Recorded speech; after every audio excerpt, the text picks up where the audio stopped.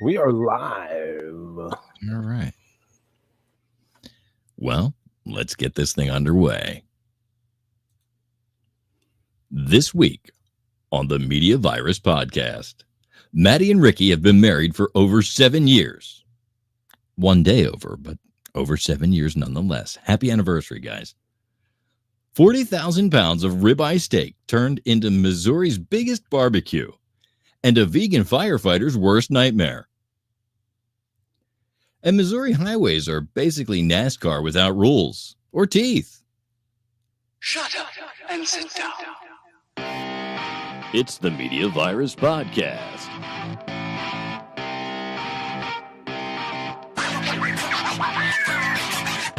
Now here's your infection team. Hot damn, do we have a show for you people this week. I'm Matty Rock Def. I am the mattiest of all Rock Defs. And proof positive that anyone can have a podcast. But let's be real, I am way too lazy to do this shit on my own. So let me introduce you to my enablers or my handlers, or let's just say these are people that help me do this every week. Our executive producer, the esteemed Reverend Professor Mike Latour's PhD. Good evening, everybody. And my incredibly beautiful, unbelievably hot wife of 7 years as of yesterday, last Tuesday, if you're listening on Friday, and segment producer Ricky Rockdef. How you doing, beautiful? I'm so good. That's fantastic. You know, they say if you make it to 7 years, you'll make it forever. Yeah, it's that 7-year itch. As long as you're not itching, you're good. I'm not itching. Oh, it's about an itch. I'm not. It's not just if you make it.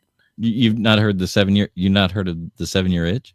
No, but I'm saying like if there was an itch, then you're still on the fence.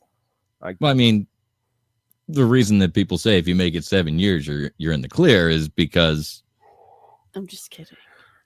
Look, the point that I'm trying to make here is that these people conceivably could stop me every week, and yet don't. So yeah, I made my parents take an Uber to the airport for this, and we're broadcasting live from our delightfully demented corner of the web, where the news gets a spin cycle, humor walks a tightrope, and your hosts are, well, shall we say, uniquely unqualified. Consider this your safe space for the unsayable, the unhinged, and the potentially contagious. Whether you're seeking anarchy, a chuckle in the face of doom, or you simply hit rock bottom, welcome to the Media Virus Podcast. Let's grab some popcorn. Let's point. Let's laugh. This world is burning around us. Now, before we get into the meat and potatoes of the show, I did want to reiterate that our wedding anniversary was yesterday. Last Tuesday, if you're listening on Friday, or if you're Pete and let all the episodes drop for the week and then dive in, but like, what the fuck? Because we used to do like one long show and everybody said it was too long. So if you're one of them son of bitches that collects the episodes and then gorges, that's a real slap in the face. What was I talking about? Oh yeah, my wife. Sometimes you look like Jason Kelsey from back here. Who, me? Yeah, you. Why are you looking at Jason Kelsey? Because he's all over my social media right now. Okay. All right. All right. Anyways, back to me. Thank you, I guess. Yeah, 7 beautiful years, my love. Thank you. Oh, thank you, my You're darling. welcome. My darling. You know, one of my interests, this is completely off script, but one of my interests is etymology, like the history and the, evolution of words. Words, yeah. All right. And darling, the in early Germanic, ling stood for something small. Mm-hmm. It was and it did something small that does something. Right. And dar is like dear, like you hold something dear. Mm-hmm. So you are this little thing that holds my love is what my darling means. Yeah, mm-hmm. Tiny little thing. No, well, yeah, you are. Yeah, I am. But in my heart, you're the whole thing. The whole thing. But whole thing? Yeah, and I did see that on TikTok. But you know what? This thing bothered me on TikTok, and this story sounds like it was like written by a drunk improv troupe. And I kept seeing clips about this European pickpocketer who came to New York on vacation and then mysteriously, just disappeared. Well, that doesn't sound right. And there's so many things, but hang on. Let me. Why am I having this problem? Here we go. Share my screen. Share this. All right. So and it's so many. You know how Europeans have a pickpocketing problem. You know how Americans are crazy and love to fight. Why would you choose the final boss of places to come pickpocket?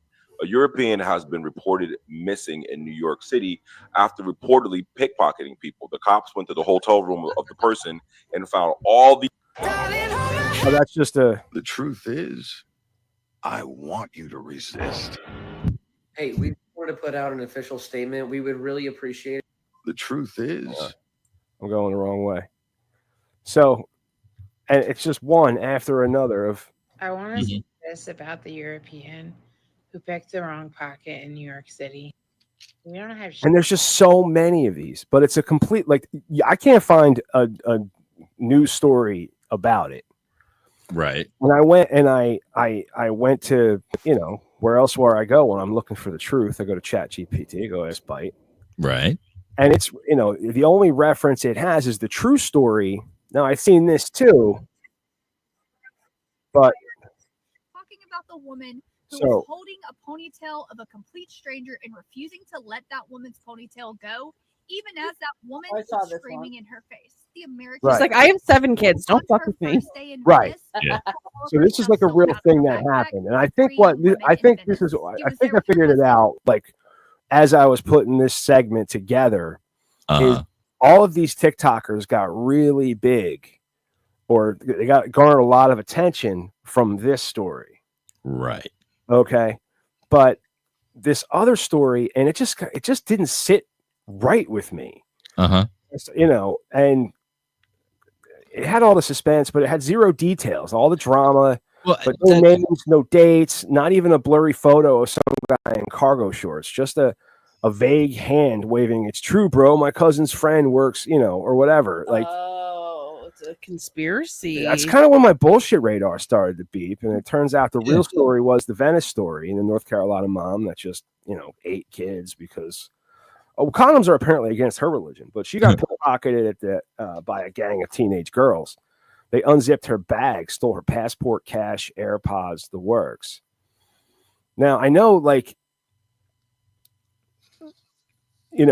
what she did, this is actually where it gets good, is she used the Find My app to track them down because they stole her AirPods. So, note to thieves, don't steal AirPods. Mm-hmm. You know what I mean? Or shut them off. Right. Oh, wait, can you shut them off? I don't think you can, actually. Well, I hope not. But, while she's, let's be honest, like, I have 8 kids. You're not getting to me. It's probably got to be the most terrifying thing you can hear. Yeah, I mean, that's gangster. That's like, absolutely gangster. Right. If she can't wrangle 8 children, like a 14-year-old pickpocket, it's not going to stand a chance. Well, I mean, first off, if you have 8 children, that means there's at worst like a 9-year spread, 10-year spread, unless you really start doubling up on multiples. Like my wife is one of 6, but it only happened over 5 years. Yeah. But there's twins in there. I hope. You have to do that shit 8 times? Something. That's a scam.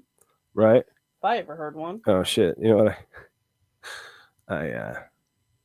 I closed out my script. Speaking of my wife, right before we started, I took her back and forth to the facilities. And on the way back, she informed me that my dog is weird and has a fetish. What's your dog's fetish? He likes to watch old ladies in the bathroom. A lot of dogs like that. He likes to watch her in the shower. He likes to watch her on the toilet. Hey man, he wants to make sure he knows that she's vulnerable in those stages. He's making sure she's safe. I found your script. She ended up with a black eye and stitches, but she got her passport back and made it to her Mediterranean cruise. Meanwhile, TikTok turned it into Europe pickpocket missing in New York. And there was like, why did it go viral? And I Right. guess maybe like Venice pickpocket slapped around by soccer mom doesn't sound dangerous enough. Because New York automatically makes any story 50% scarier. Because TikTok is basically campfire ghost stories with filters. Ooh, spooky. And I mean, let's be honest, everyone loves a good instant karma tale, even if they have to fake. invent it. You know what I mean? Yeah. So there is no, international pickpocket haunting New York. But if you see one, grab them by the ponytail and scream about your 8 kids and pray someone's filming, because that way TikTok can turn you into the next urban legend. Yeah. No. So, yeah, that's. I don't like. My point is, where did one person or does TikTok distribute this bullshit? No, it's TikTok. They start riding the algo. You see what they can do with AI at TikTok, right? You've seen that? Like, how does Opus Clip know we're funny? You know what I mean? I don't think it does. Who said Well, that? but I mean, how does it know where the sweet spots are? How does it always seem to clip a joke? I don't know. Because AI there's so many jokes. Well, AI does that, and they've learned how to listen to what's going on. So the issue we have is, is there some sort of bias with the machine listening? Is it not getting some part of the nuance? I don't know.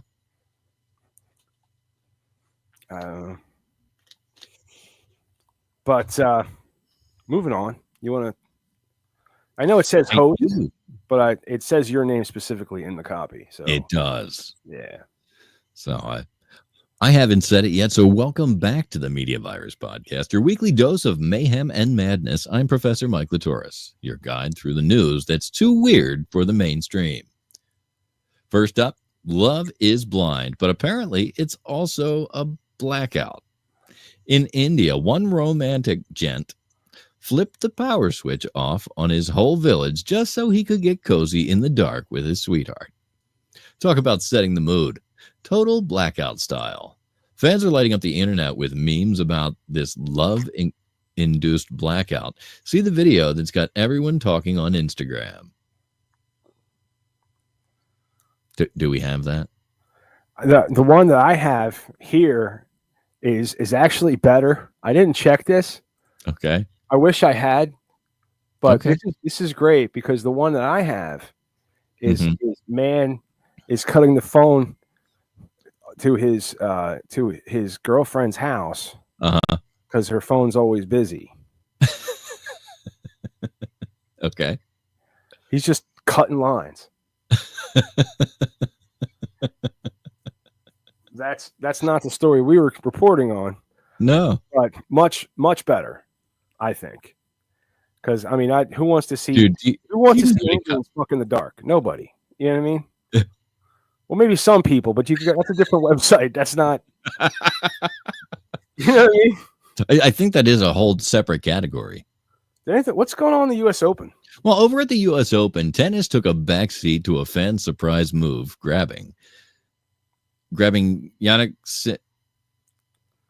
Jannik Sinner? Okay. I don't know. Just that's how I would say it. Jannik Sinner's bag courtside mid-match. Security wasn't having any of it. But the viral clip is a perfect reminder. Sometimes fan interaction goes way too far. Watch the chaos unfold. Looks like it's on New York Post's website or YouTube presence. I got sitting through a commercial at the moment. What'd you say? I'm sitting through a commercial at the moment. Oh, okay. Sure. No, we do that. Are you really playing Word Hunt with me right now? Yeah. Is it that fucking boring? Did she not notice that we're doing the show? She doesn't care. She's apparently bored. I mean, there's the guy stealing the just. taking a shit.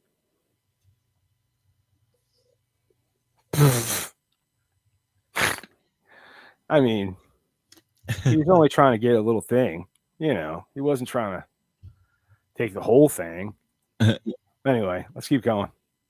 Yeah. Meanwhile, an Idaho man broke the world record for getting hit with wet sponges 96 times in 1 minute to the face. Because if you haven't had a sponge slap marathon, are you even living? Sponge highlights incoming on various odd news channels. Well, you know what? Like, I don't. The only thing I want to get hit in the face with 96 times better not be no sponge. All right. On a sweeter note, a postcard mailed in 1950s was finally delivered in Illinois 72 years later. Nothing like snail mail. That's really, really snail paced. It's the perfect story to restore faith in the postal service eventually. Nostalgia alert right up here. Coffee lovers weren't spared the weirdness as a local coffee shop's bizarre new drinks caused such an uproar that customers started backlash parties online. Pro tip, if your latte tastes like a sock puppet took a swim, you might want to rebrand quick. Sip on that social media roast. Right. In cricket-like political moves, a Pakistani defense minister suggested storing floodwaters in tubs at home, calling the floods a blessing because when life gives you floods, make bathtub parties. The video has splashed its way across social media. And finally, a potbelly pig took a joyride through a Pennsylvania park again. Somebody get this porker a GPS. I saw that earlier. Porker. Well, he's a Pig. He's a pig, and he just. Where the fuck is it now? It's like you click on the headline, it takes you to the fucking main site. Oh fuck you! I'm not. No UPI. I'm not gonna promote your fucking site. You know, fuck yourself.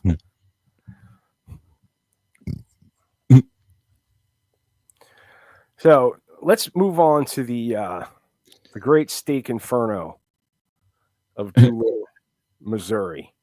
The Great Steak Inferno. Yeah, let me see the iPad there, babe. Of Doolittle, Missouri. That's right. Are you looking for where you start? No, I'm looking for her script.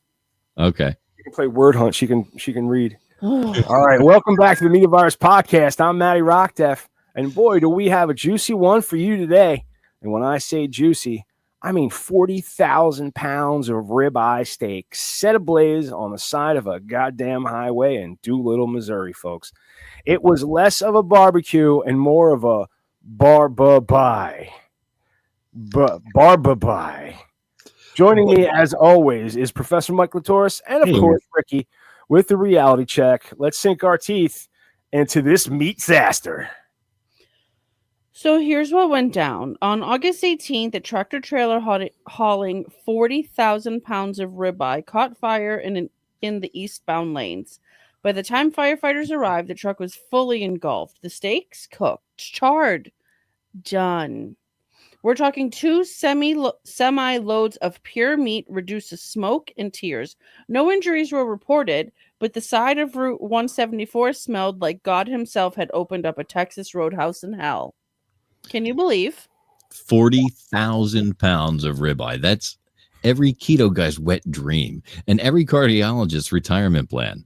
Can you imagine being the first cop on the scene, just standing there, wafting in the air? Like, is that ribeye, or is my cholesterol hallucinating? Dude, let's talk about the firefighter who stepped up, the probationary firefighter, Jenna Ulrich.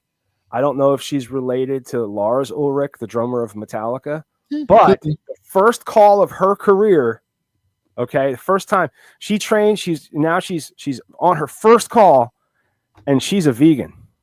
She's a vegan. At a barbecue. The very first fire, a goddamn ribeye inferno. That's not irony. That's the universe straight up trolling somebody. That's like sending a Catholic priest to put out a dildo factory fire or asking me to guard a strip club. Bro, the conflict of interest is just too much. She's out here spraying down sizzling steaks while her dad, also a firefighter, is next to her like, sweetheart, just don't inhale the protein. You'll break your pledge.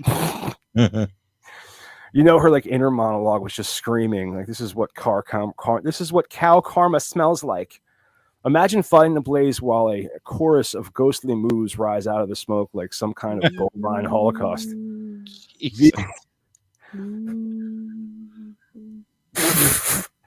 Vegans don't need therapy; they need exorcisms after that. And the irony's so thick you could cut it with a steak knife. She's vegan on a ribeye fire in Missouri. That's not a coincidence. That's the meat gods testing her faith. Oh, you don't eat beef? Okay, bitch. Here's 20 tons of flaming cow. Let's see how tofu saves you now. Where's your tofu now? And the official cause? A blown tire. The driver kept going until it sparked up, ignited, and suddenly, boom, a meat inferno. This was actually the district's eighth vehicle fire in 3 weeks. The 8th. Missouri highways are basically NASCAR without rules or dental insurance. Wait, it was the 8th fire in 3 weeks? Jesus. That's not a fire district. That's a goddamn demolition derby. They're out here like, well, another truck exploded. Grab the hose, boys. Let's go. It's Tuesday. Man, 40,000 pounds of ribeye going up in flames. That's the closest Missouri's ever been to foreplay. Half those farmers just showed up to the scene with napkins and forks like it was a county fair. And the vegan firefighter's like, this is not what I signed up for. Meanwhile, her dad's just proud she didn't throw up her oat milk latte. Look, you got to hand it to her. Vegan or not, she stood in front of a wall of burning beef and held the line. That takes guts, or at least a gallbladder. Jenna Ulrich, welcome to the firefighting. You're officially been baptized in smoke, sweat, and prime rib. And honestly, that's the only time vegans and steak lovers have been on the same side, rooting against traffic delays.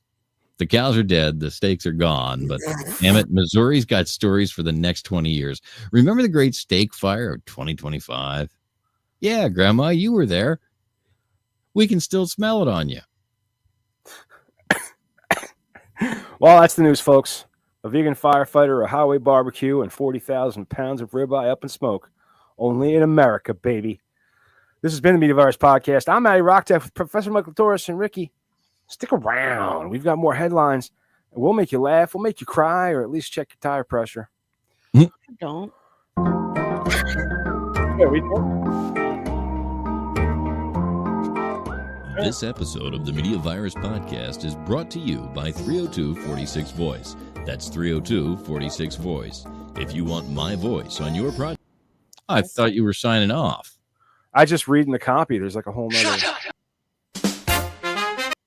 Yeah, I didn't roll down that. Okay, well, yeah, there is a read down there, isn't it? There's a read. We don't necessarily have to get like into it, but I wanted to bring it up because I know that Erica might be interested that the fast fashion juggernaut Shein, the online mall for broke girls and questionable polyester, has once again proven that nothing says stringent standards like accidentally hiring an accused murderer as your shirt model.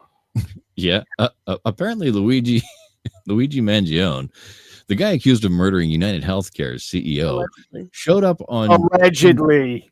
What murder? What murder?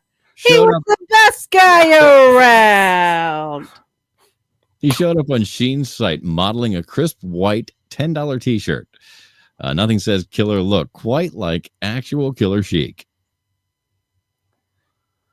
Shein swears the image came from a third-party vendor and then removed it immediately, which is corporate speak for, oops, we were too busy exploiting child labor to notice our model was wanted for homicide. And the kicker? People aren't even sure if the photo was real or AI. Experts said the fingers look wonky, the lighting is off, and there's a weird blob near his arm. He's also in fucking prison. So, which means Shein can't decide if they hired an accused murderer or Midjourney. Either way, that shirt is literally to die for. Honestly, the only surprising part is it wasn't already a limited edition collab, the Shein by Death Row collection. Well, so the next time you're scrolling Sheen for cheap tops, remember, it's not just the fabric that's the low quality. It might also come with a side of true crime.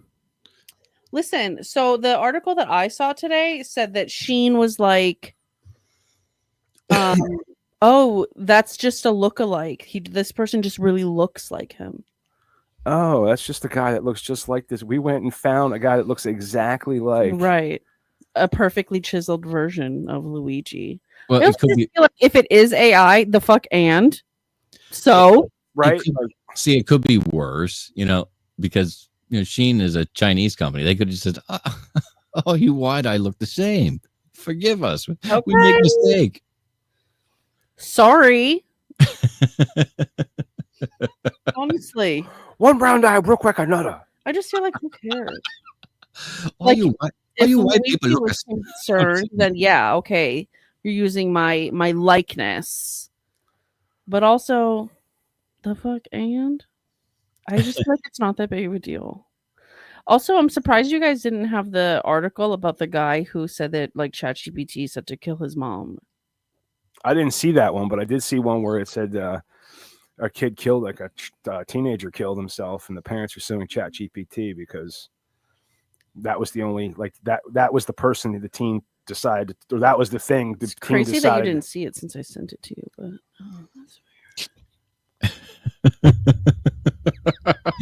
man in Greenwich named that one, yeah. ChatGPT murder suicide. Former Yahoo executive killed his mother, then himself. Yeah, no, we actually went over that. It's giving dark, deep dark. Yeah. I mean, we just couldn't figure out how to make it funny. Anyways, I found a funny meme that says, "Oh my god, you guys are so cute. How did you guys meet?" And then the bottom says, "In 1642, he burned me alive." 1692. In 1692, also, he burned me alive, and I told him I would find him in every lifetime. And she thinks that applies. So romantic. She thinks that applies to her. Yeah. So you're here to torture Matt for as long as you can, and then you'll find him again. What did you think was going on here? Are you having that nice of a time? Yes. You fucking for real? Yes. And at this point, you're only saying yes because it would be no greater joy to you than to prove that she's failing. I guess that could be it too. You're just doing a real shit job of making me miserable. No, I'm doing such a good job. What do you mean? Okay. No, I'm hard. Don't keep doing all that horrible shit you do. Okay. All right. What else happened this week that's interesting? Not much. Not it. I think we're. Oh, it was Labor Day weekend. It's my favorite weekend. Yeah, it was. We hung out with my friends, and my husband ditched me. It was so cute. Oh. My dad Demanded. I had to go put up a fucking pergola at my dad's house. Oh, that's he was supposed to be home by 1:30 to pick me up so we can go to the party. I left at 6 o'clock in the morning so that I could be done by 1. And it was just one fucking problem after another, after another, after another. He showed up at the party at 6. Yeah. If I was waiting for him, and then I just realized this man didn't care. So I just stopped waiting for him. And if I did, I would have missed the whole party. So thank goodness. I did apologize. And I'll apologize in a public forum of right now. Oh, on the worldwide internet? That's right. I also adored you at the top of the show. And that was for something else. That was. But I just wanted you to know. Can't use that towards this. Oh, we did disc golf. Yes. Near Mike's house. Oh, cool. Yeah. Near my house. I don't know if it was near your house. I mean, I feel like it's near Ellesmere. No, anything on that street is Ellesmere to me. What park did you play in? It was across from the Boys and Girls Club. Across from the Boys and Girls Canby Park. Okay, you're pretty close. All right. I know maps in them. I could walk there. I know maps and shit. Take Yeah, me a while.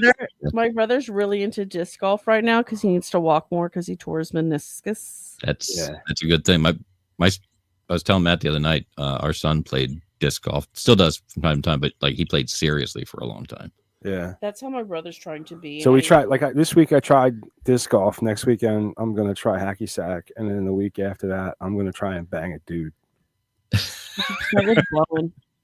You think it's easier? Yeah. All right. Well, I'm not the one. When I say I'm doing the banging, are you a top? I am definitely a top. All right. So that's it for A Block, guys. That's everything we got loaded up. All right. So we'll see you. We're going to be talking to Kerry Blazer after this. And fantastic. Yeah, it's going to be fantastic. All right, guys. Talk to you. See you in the B Block.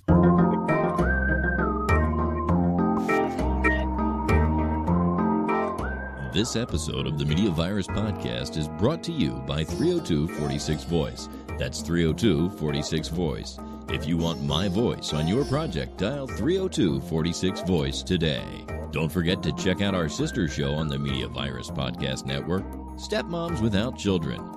Join Ricky Rockdeff as she takes a deep dive into the fascinating people she meets and thinks that you should meet too. Find Stepmoms Without Children at themediavirus.com, Spotify, Apple Podcasts, or wherever you get your fine podcasts. Special thanks to mysportsreports.com and delawaresports.com, delivering regional sports coverage straight to your devices via stream and podcast. Learn more at mysportsreports.com and delawaresports.com. If you wish to sponsor the Media Virus Podcast, email your contact information to pml@themediavirus.com with the subject line sponsor, or leave us a message at 646-VIRUS-01. On behalf of the infection team and our feckless leader, Maddie Rockdeff, I'm the Reverend Professor Mike Latoris, coming from to you live high atop Uncle Butch Studios, with one hand firmly on the pulse and the other clawing for a shred of sanity. This has been the Media Virus Podcast. We'll be back next week. Find us at themediavirus.com, on social media, or download us now from your favorite podcast platform.